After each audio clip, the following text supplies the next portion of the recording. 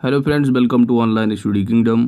दोस्तों, यूपी घटना चक्र बुक सीरीज का जो चल रहा है, इसमें हम लोग अभी तक पाठ्यक्रम के हिसाब से, सिलेबस के हिसाब से जो पहला क्रमांक रहा भारतीय इतिहास, उसको कवर कर लिया है, थ्योरी प्लस एमसीक्यूज को। आज की इस वीडियो से स्टार्ट करेंगे दूसरा जो टॉपिक है। टोटल 15 टॉपिक दे रखे हैं सिलेबस में। इसमें दूसरा जो टॉपिक है वो है भारतीय राष्ट्रीय आंदोलन। तो इसका जो पहला चैप्टर होगा वो होगा स्वाधीनता आंदोलन के प्रारंभिक वर्ष। तो आइए हम लोग स्टार्ट करते हैं।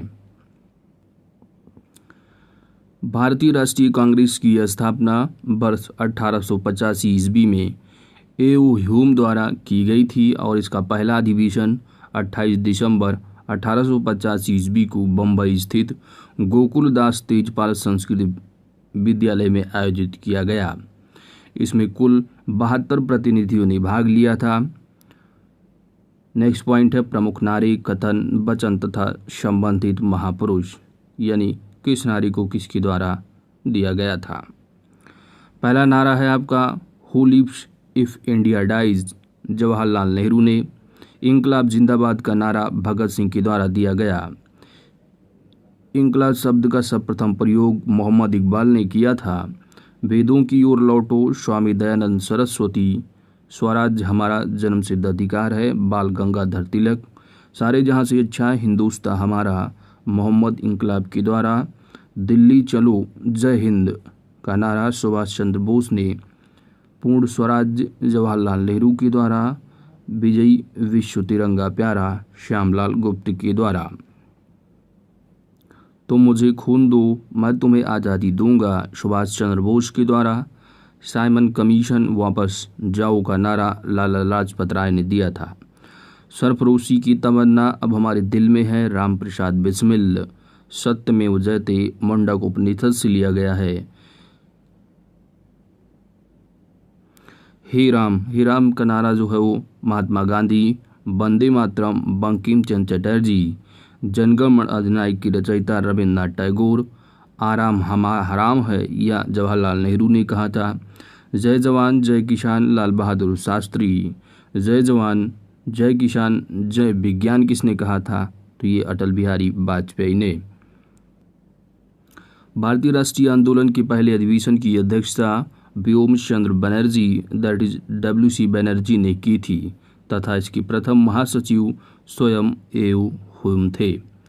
भारतीय राष्ट्रीय कांग्रेस की स्थापना के समय भारत का वायसराय लॉर्ड डफरिन था, जिसका कार्यकाल 1884 से 88 ईस्वी तक रहा। लॉर्ड डफरिन ने कांग्रेस का ये कहकर मजाक उड़ाया था कि यह सूक्ष्मदर्शी अल्पसंख्यकों की संस्था है। कांग्रेस का दूसरा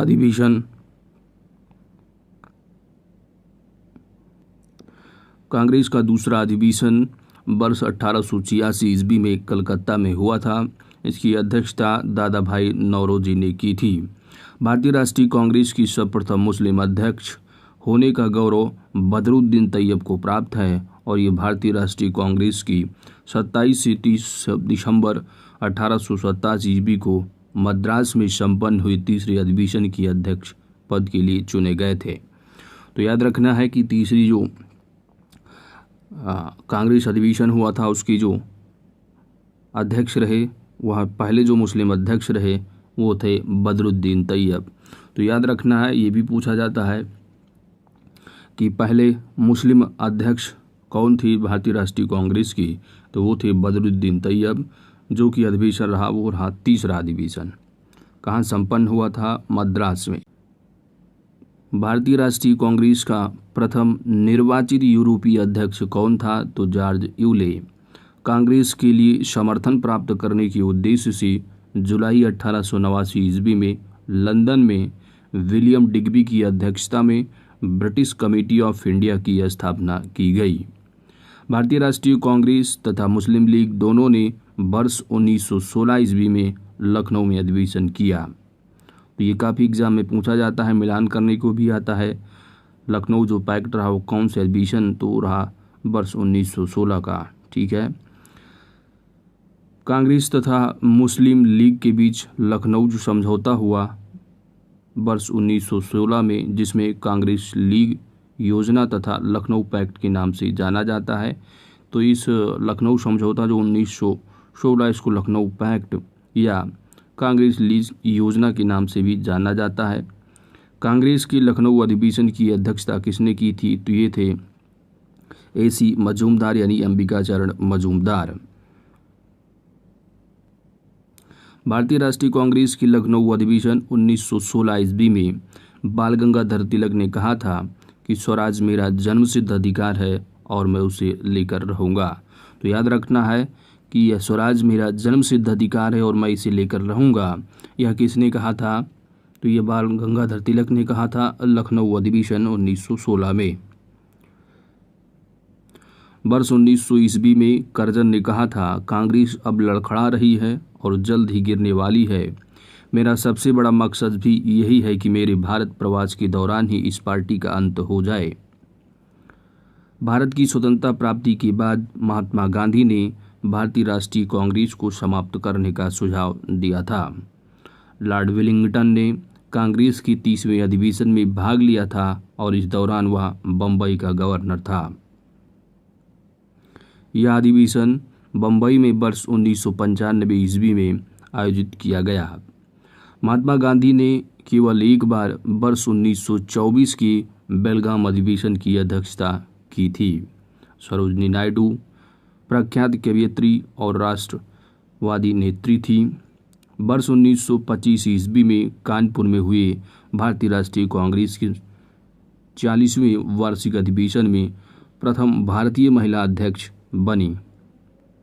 एग्जाम में काफ़ी बार पूछा भी जाता है कि कांग्रेस की पहली भारतीय महिला, अगर महिला पूछा जाएगा तो एडी बेसेंट होंगी, लेकिन भारतीय महिला, अगर भारतीय महिला पूछा जाएगा तो आपको याद रखना है वो हैं सरोजिनी नायडू, जो कि वर्ष 1925 ईस्वी में कानपुर की अधिवेशन में जो है ये अध्यक्ष रहीं।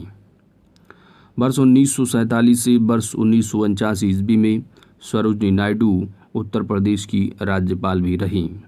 वर्ष 1940 और 46 तक अबुल कलाम आज़ाद कांग्रेस के अध्यक्ष रहे। जब भारत स्वतंत्र हुआ उस समय कांग्रेस के अध्यक्ष कौन थे? तो JB कृपलानी। रविन्द्रनाथ टैगोर द्वारा मूल रूप से बांग्ला में रचित और संगीतबद्ध जनगण मन की हिंदी संस्करण को भारतीय संविधान ने भारत की राष्ट्रगान के रूप में 24 जनवरी 1950 को अपनाया था।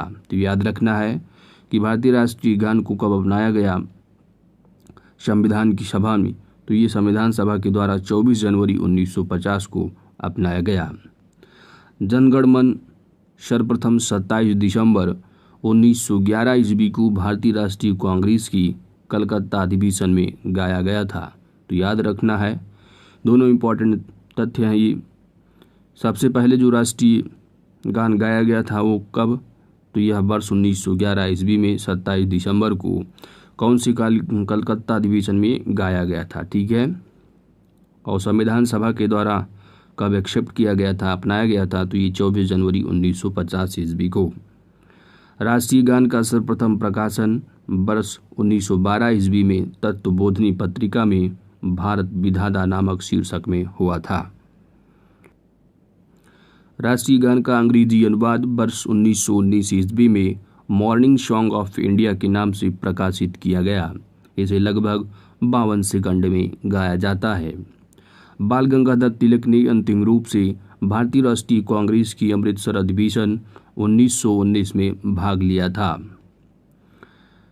वर्ष 1907 ईस्वी में कांग्रेस की सूरत अधिवेशन में कांग्रेस नरमपंथी और गरमपंथी दो अलग अलग गुटों में विभक्त हुए। तो इम्पॉर्टेंट तथ्य है, एग्जाम में पूछा भी जाता है कि कांग्रेस के जो नरमपंथी और गरमपंथी जो दल थे, वो दो गुट जो थे वो विभक्त कब हुए अलग अलग? तो याद रखना है वह कांग्रेस की सूरत अधिवेशन में वर्ष 1907 ईस्वी में। कांग्रेस की नरम दल के प्रमुख नेता कौन थे? थी गोपाल कृष्ण गोखले, फिरोज शाह मेहता एवं दादा भाई नौरोजी। उग्रवादी विचारधारा की चार प्रमुख नेता बाल गंगाधर तिलक, लाला लाजपत राय, बिपिन चंद्र पाल और अरविंद घोष, ठीक है। तो यानी लाल, बाल, पाल और घोष, ठीक है। तिलक ने कहा है कि हमारा उद्देश्य आत्मनिर्भरता है और भिक्षावृत्ति नहीं। ठीक है, तो ये अगर पूछा जाता है कि यह कथन किसने कहा कि हमारा उद्देश्य आत्मनिर्भरता है, भिक्षावृत्ति नहीं, तो यह तिलक ने कहा था। लाला लाजपत राय, बाल गंगाधर तिलक तथा बिपिन चंद्र पाल को लाल बाल पाल के नाम से भी जाना जाता है। तो याद रखना है कि जो गरम दल के नेता थे वो लाल बाल पाल और अरविंद घोष। ठीक है, लाला लाजपत राय ने इटली की क्रांतिकारी मैजनी जीवन वृत्त को पढ़ने के बाद उन्हें राजनीतिक गुरु माना। तो याद रखना है लाला लाजपत राय के राजनीतिक गुरु कौन थे, तो ये थे मैजनी। वल्लभ भाई पटेल को भारतीय बिस्मार्क के रूप में भी जाना जाता है। भारतीय बिस्मार्क के रूप में किसको जाना जाता है? वल्लभ भाई पटेल को। सर वैलेंटाइन सिरोल ने तिलक को भारत में अशांति का जन्मदाता कहा।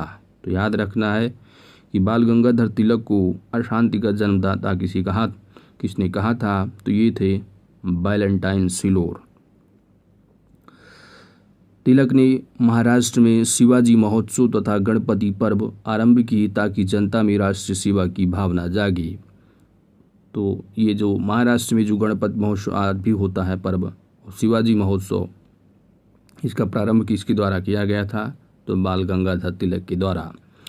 बाल गंगाधर तिलक की 1 अगस्त 1920 ईस्वी को मृत्यु के बाद उनकी अर्थी को महात्मा गांधी के साथ मौलाना शौकत अली तथा डॉक्टर सैफुद्दीन किचलू ने उठाया था। दोस्तों, इसी के साथ हमारा जो पहला चैप्टर रहा भारतीय राष्ट्रीय आंदोलन का वो फिनिश हो गया है। मिलते हैं आपसे नेक्स्ट लेक्चर जो होगा वह स्वदेशी तथा सविनय अवज्ञा आंदोलन से संबंधित तथ्य होंगे। तो मिलते हैं नेक्स्ट वीडियो में। अगर वीडियो हमारी आपको अच्छी लगी है तो वीडियो को लाइक करें। Thanks for watching.